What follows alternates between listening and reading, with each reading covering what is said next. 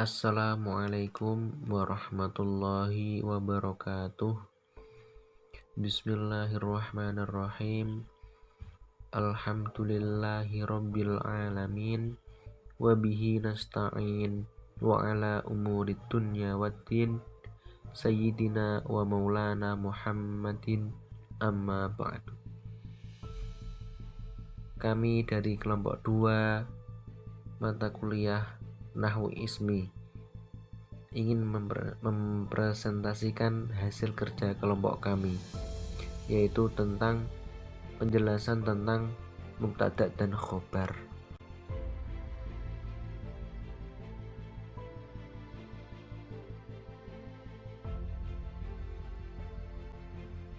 Babul mubtada'i wal khobari, bab menjelaskan mubtada dan khobar. Pengertian mubtada dan khobar. Al-mubtada'u huwa al-ismu al-marfu'u al-'ari 'anil awamili al-lafziyati. Artinya, mubtada ialah isim yang dibaca rafa, yang sepi dari amil-amil lafziyah. Maksudnya sepi dari amil-amil lafziyah yaitu mubtada ini dibaca rafa karena tidak ada amil lafziyah yang memasukinya. Karena yang merafakkan mubtada tadi adalah amil maknawi ibtida atau bersifat maknawi, jadi tidak bersifat lafziyah. Makanya dinamakan sepi dari amil-amil lafziyah, karena itu yang memasuki, yang merafakkan mubtada tadi adalah amil maknawi ibtida, karena menjadi ibtida atau permulaan kata. Kemudian wal khobaru huwa al ismu al marfu'u al musnadu ilaihi. Artinya khobar ialah isim yang dibaca rafa yang disandarkan kepada mubtada. Maksudnya yaitu khobar ini berupa isim dan dibaca rafa karena disandarkan kepada mubtadanya. Contoh mubtada dan khobar. Zaidun qa'imun. Zaid adalah orang yang berdiri. Lafaz Zaidun ini sebagai mubtada, sedangkan qa'imun ini sebagai khobar. Lafaz Zaidun ini dibaca rafa. Yang merofakkan lafaz Zaidun adalah amil maknawi ibtida, yaitu dimarfu'kan karena menjadi permulaan kata.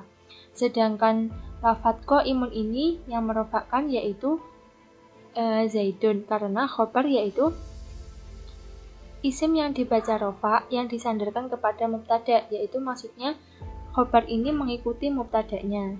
Contoh yang lain yaitu Aisyatu tilmidatun. Aisyah seorang murid perempuan. Lafaz Aisyah ini sebagai mubtada, sedangkan tilmidatun ini sebagai khobar. Sama seperti Zaidun qa'imun. Contoh yang lain yaitu al-masjidu jamilun. Masjid itu indah. Al-masjidu sebagai mubtada, sedangkan khobarnya yaitu lafaz jamilun. Lebih simpelnya gini, mubtada kan isim yang marfu dibaca rafa dan sepi dari amil lafzi. Maksudnya sepi dari amil lafzi gimana? Itu tidak ada amil secara lafad. Seperti contoh ini, Zaidun qa'imun. Zaidun menjadi mubtada, ini i'rabnya rafa. Jadi isim yang dibaca rafa dan sepi dari amil lafzi. Kita kembali dulu mengenai i'rab, pengertian i'rab. I'rab adalah perubahan akhir kalimat karena perbedaan amil yang masuk. Nah, sedangkan di sini kan tidak ada amilnya, maka ini dinamakan sepi dari amil lafzi. Kita bandingkan Zaidun di sini dengan Zaidun di sini. Ja'a Zaidun, ra'aitu Zaidan, marartu bi Zaidin. Nah, i'rabnya kan ini kan berubah-ubah, dun dan din. Nah, perubahan i'rab ini karena perbedaan amil. Seperti contoh, ja'a ini amil, ja'a zaidun. Kemudian ra'aitu zaidan, ini amilnya. Kemudian marartu bi zaidin, amilnya yaitu berupa huruf ba, huruf jar. Karena ada jar maka ini dijarkan jadi majrur zaidin. Nah, amil kan ada dua, amil lafzi sama amil maknawi. Nah, amil ini kan amil ini kan berupa amil lafzi. Sedangkan yang merofakkan mubtada yaitu amil maknawi. Jadi amil secara makna, tidak secara lafaz. Makanya dinamakan sepi dari amil lafzi, karena tidak ada amil lafzinya, karena secara maknawi. Ini kan amilnya lafzi, jelas atau tampak. Kemudian khobar yaitu isim yang dibaca rofa, yang disandarkan. Kemudian macam-macam mubtada. Wal mubtada'u qismani dzahirun wa mudmarun. Artinya mubtada itu dibagi menjadi dua bagian. Yang pertama yaitu mubtada isim dzahir, dan yang kedua yaitu mubtada isim dhamir. Apa yang dimaksud dengan mubtada isim dzahir? Yaitu mubtada yang berupa isim dzahir, jelas atau tampak. Contohnya zaidun qaimun. Zaidun ini menjadi mubtada isim dzahir karena jelas zaidun, nama orang, zaidun qaimun. Zaid adalah zaidun qaimun, Zaid adalah orang yang berdiri. Yang kedua yaitu mubtada isim dhamir, yaitu mubtada yang berupa isim dhamir. Contohnya huwa mudarrisun. Huwa ini, lafadz huwa ini menjadi mubtada isim dhamir. Huwa ini kan isim dhamir, kata ganti. Jadi tidak tampak, tapi tidak asli katanya, tapi kata ganti. Kata ganti dia laki-laki satu. Kita ketahui sendiri isim dhamir itu ada 12. Huwa, huma, hum, hiya, huma, hunna, anta, antuma, antum, anti, antuma, antunna, ana, nahnu. Macam-macam khobar. Macam-macam khobar itu ada dua, yaitu khobar mufrad dan khobar ghairu mufrad. Yang pertama yaitu khobar mufrad. Khobar mufrad ialah khobar yang terdiri dari satu kata saja, tidak berbentuk jumlah atau sibih jumlah. Contohnya, as-saubu jadidun, yang artinya pakaian itu baru. Di sini mubtada'nya adalah as-saubu dan khobarnya adalah jadidun. Khobar ini terdiri dari satu kata saja, hanya jadidun, sehingga khobar ini termasuk khobar mufrad. Contoh yang kedua yaitu zaidun qaimun, yang artinya Zaid berdiri.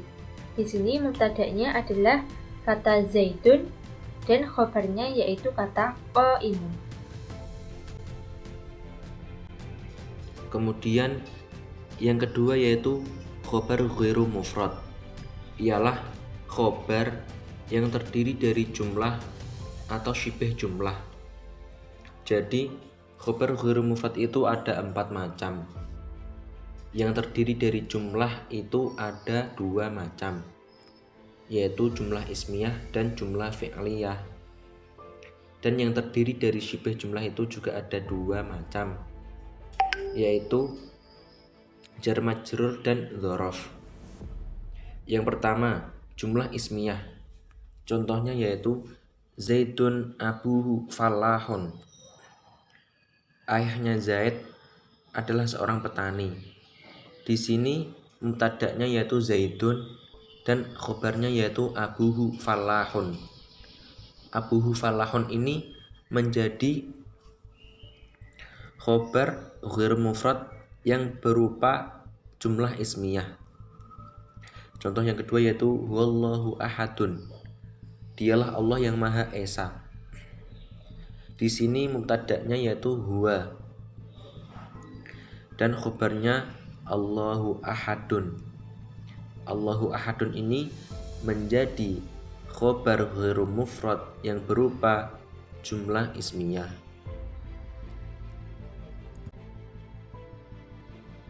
Yang kedua yaitu jumlah fi'liyah.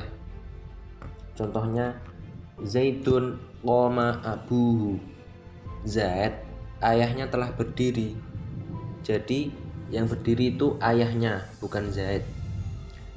Di sini mubtada'nya yaitu Zaidun dan khobarnya yaitu qoma abuhu.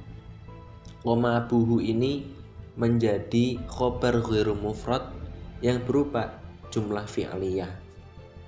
Jumlah yang terdiri dari fi'il dan fa'il. Fi'ilnya qoma dan fa'ilnya yaitu abuhu. Contoh yang kedua yaitu Rabbaka yakhluqu ma yasha. Rabbmu menciptakan apa yang Dia kehendaki. Di sini mubtada'nya yaitu Rabbaka dan khobarnya yaitu yakhluqu ma yasha. Contoh yang ketiga Aliyun yusolli fil masjidi. Ali sedang sholat di masjid. Di sini mubtada'nya yaitu Aliyun dan khobarnya yaitu yusolli. Yusolli ini mempunyai fa'il yang mustatir, yang tersimpan dan tidak wajib ditambahkan. Ai huwa aliyun. Yusolli aliyun utawi Ali, yusolli iku sholat sopo Ali. Kemudian yang termasuk sifat jumlah adalah jar majrur, huruf jar dan isim majrur, dan dzaraf atau keterangan tempat dan waktu. Jar yaitu huruf yang mengejarkan, sedangkan majrur yaitu isim yang dibaca jar. Contoh, Al-kitabu alal maktabi, buku itu di atas meja. Al-kitabu sebagai mubtada, sedangkan alal maktabi sebagai khobarnya. Khobarnya menjadi jar majrur yang berupa huruf jar, yaitu ala. Huruf jar yang lain yaitu min, ila, an, fi, rubba, ba, kaf, dan lam. Contoh yang lain, alhamdulillahi, segala puji bagi Allah. Alhamdu sebagai mubtada, sedangkan lillahi sebagai khobarnya, yaitu berupa isim majrur. Selanjutnya yaitu sibhu jumlah yang berupa dzaraf atau keterangan tempat atau waktu. Contohnya, Zaidun indaka, Zaid berada di sisimu. Lafaz Zaidun sebagai mubtada'nya, sedangkan indaka itu sebagai khobarnya.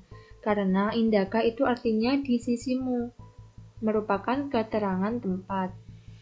Contoh yang kedua, warokbu asfala minkum, kafilah itu berada di bawah kalian. Arokbu sebagai mubtada'nya, sedangkan asfala sebagai khobarnya. Asfala itu juga termasuk keterangan tempat, karena artinya di bawah. Selanjutnya yaitu ketentuan mubtada' dan khobar. Yang pertama, mubtada' dan khobar merupakan isim yang dirofakkan. Contohnya, Zaidun qa'imun, yang artinya Zaid berdiri. Mengapa tidak Zaidun qa'imin atau Zaidun qa'iman? Itu tidak. Karena lafaz qa'imun itu dirofakkan oleh Zaidun. Jadi mubtada'nya itu mengikuti. Jadi khobarnya itu mengikuti mubtada'nya. Kemudian yang kedua, mubtada' dan khobar harus sesuai dari sisi pegangannya. Contohnya, jika mubtada'nya mufrad, maka khobarnya juga mufrad, seperti al-muslimu hadirun. Jika mubtada'nya tasniyah, maka khobarnya juga tasniyah, al-muslimani hadironi. Jika mubtada'nya jama' atau banyak, maka khobarnya juga mengikuti mubtada', al-muslimuna hadiruna. Yang ketiga yaitu mubtada' dan khobar harus sesuai dari sisi jenisnya. Jika mubtada'nya mudzakkar itu bisa diartikan laki-laki, maka khobarnya itu juga mudzakkar. Seperti contoh al-muslimu sholihun. Jika mubtada'nya muannas atau perempuan, maka khobarnya juga muannas. Seperti contoh al-muslimatu sholihatun.